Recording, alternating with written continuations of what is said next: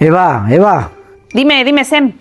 Ese que me mandaste ayer me encanta. Ese. Necesito ir a verlo.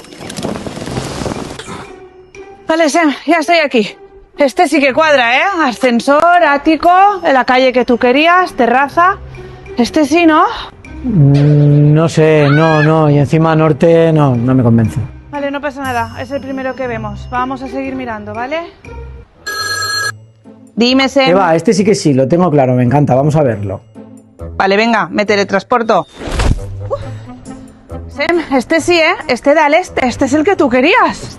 No, es demasiada luz. Vale, Sem, no pasa nada. Buscamos otro, ¿vale? A ver, Sem, llevamos 17 visitas. Y todas tienen una cosa en común. ¿El qué? Tú, que todas te han gustado y por ninguna te has decidido. Hay cosas que los compradores muchas veces no comprenden. Y es que ver mucho no te acerca a decidir, sino que te aleja de encontrar tu hogar ideal.